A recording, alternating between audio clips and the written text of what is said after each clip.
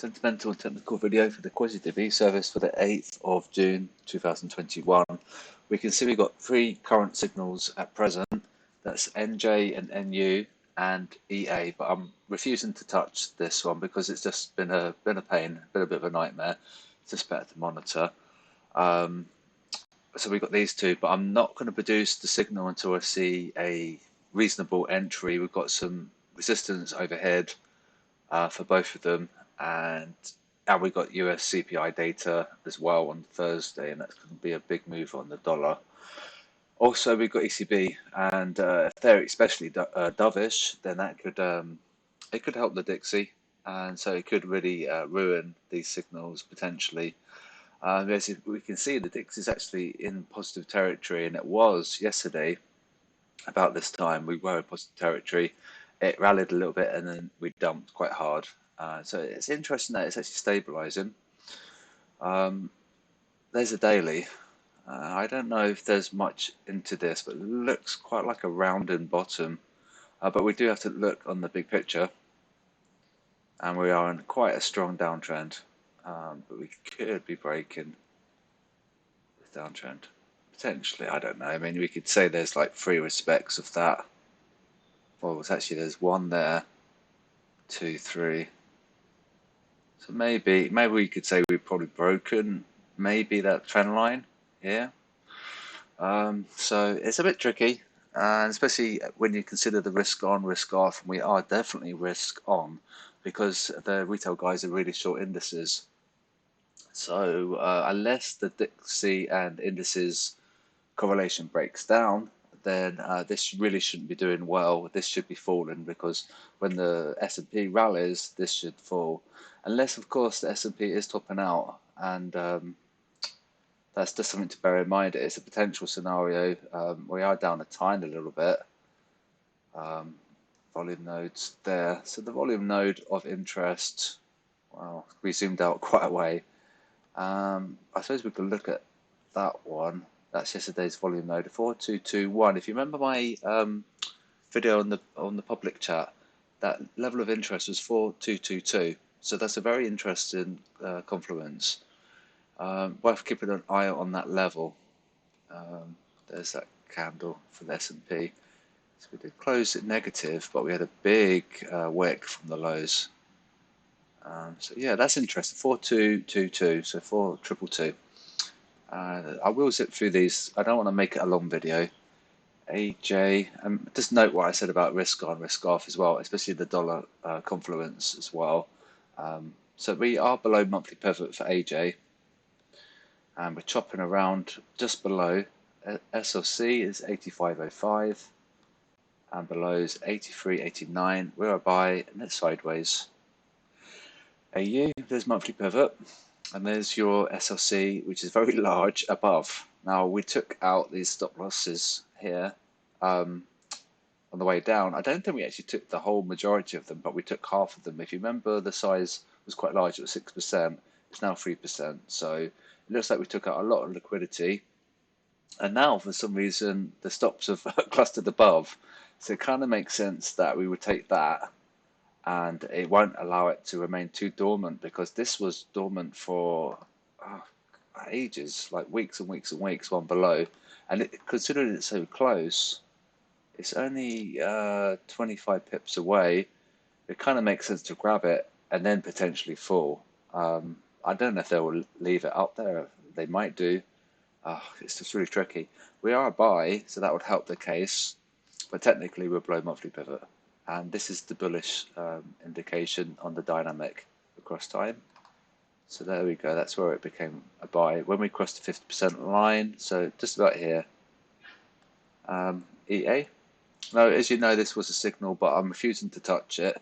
We are a sell, and they went long, so that cements the bias. Potentially, I mean, if you wanted to trade it, you could maybe short it here. Oh, my cat's making a really crazy noise. Apologies for that. And an SLC at 157.50. So it's a 20 pip stop. You see how that logic works, 61.8. And down we come to test monthly pivot. Yeah, but I refuse to touch this. It's just been a pain for me. EU 12210. I'm not sure why she's going so loud. 12169. We're a buy, and they shorted it. So that's that's the agreement of the static and the dynamic. At that point, when we cross the 50% line from above, we become a buy. So about here. It probably did a little fake out move there, but we rallied because of monthly pivot. SLC below. Oh, we've done that one, haven't we? So it's just on the pitchfork up at 12170 and 12210. So 60 pips in between. GU. This has got a fundamental, like a potential reason for this to fall is that we were extending lockdown in the UK by 2 weeks.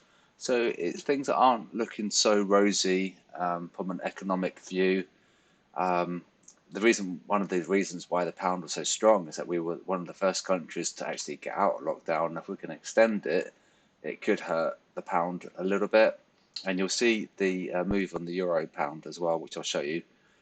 So likewise, you can pause the video and use these levels. They're pretty good levels, and look for confluence there. For example, that's like a resistance. There's your median, and then there's your upper.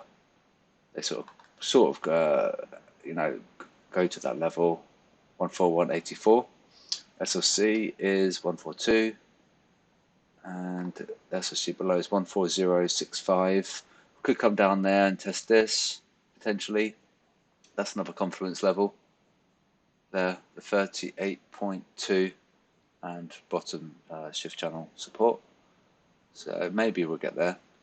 NU is monthly pivot.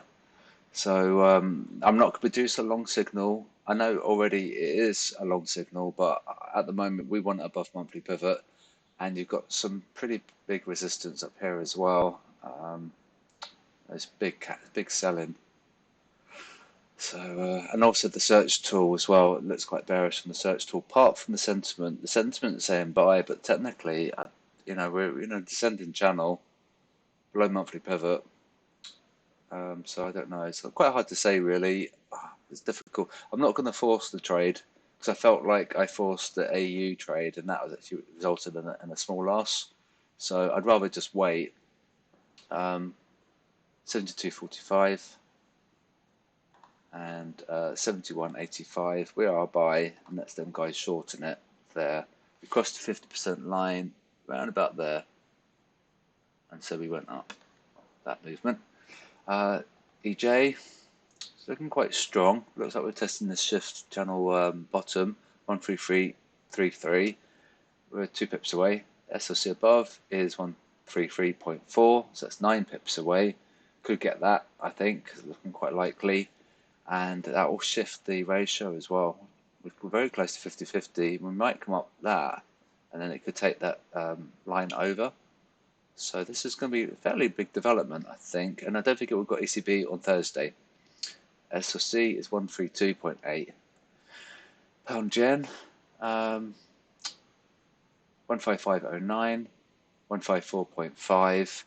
Sideways on the pitchfork, and they're going long now. So that's interesting. If they continue, then we'll fall. Monthly pivot is there, 154.19. We haven't broken monthly pivot in 4 months. I think it's 3 or 4 months we remained above.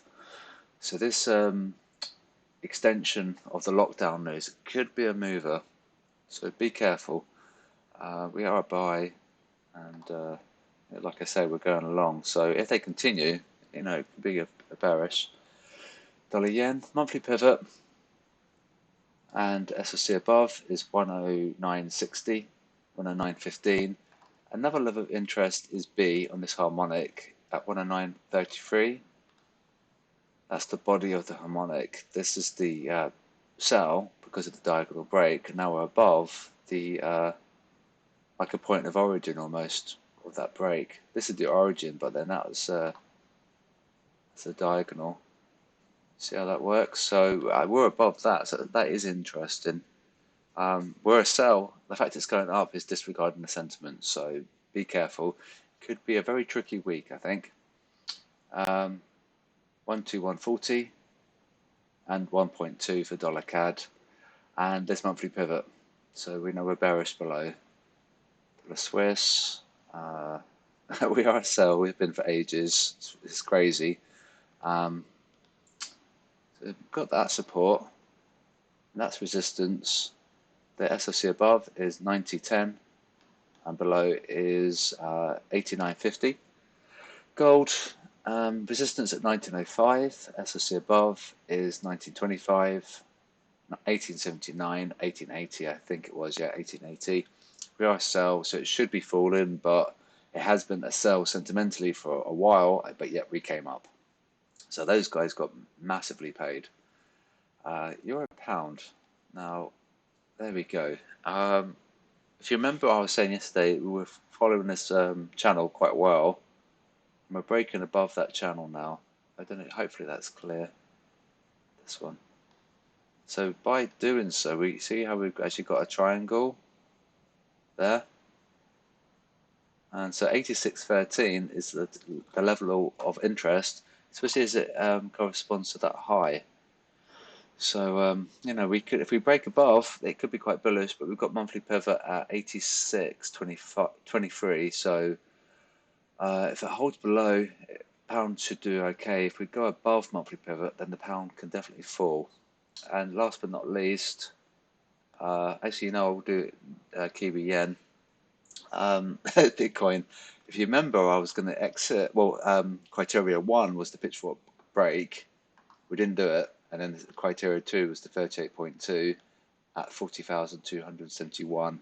Now, we didn't qualify for that. As you can see, we didn't break it. We came very close, and we haven't qualified for this. So I wouldn't release a short if you were a short. It can fall still because we're still within this pitchfork.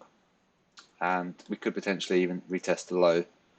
And I'm not going to get out until we've broken the 38.2 and the pitchfork support. And I will quickly show you Kiwi yen, just because I've not seen it at the moment. I'll put it on the minute chart. I've been a bit bored. Let's double click that.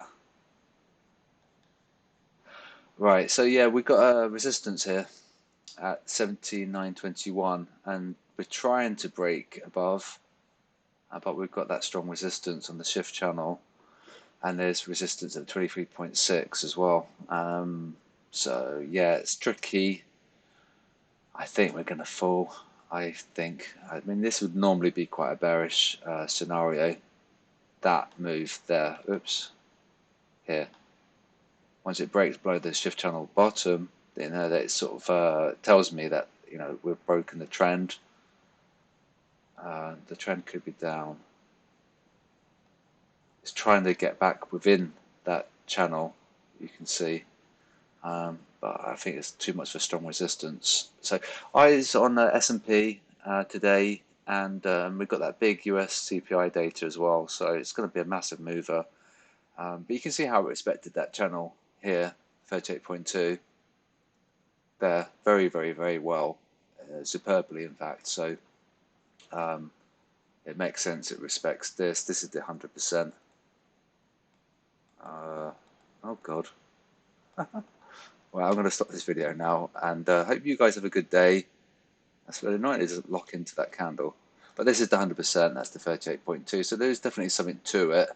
And assuming we go above 79.21, it could be a good buy, but I'm not going to force the trade at all. So let me know if you want any charts, no problem at all. And if you want to get the super indicator, I do recommend it. It's pretty bloody amazing.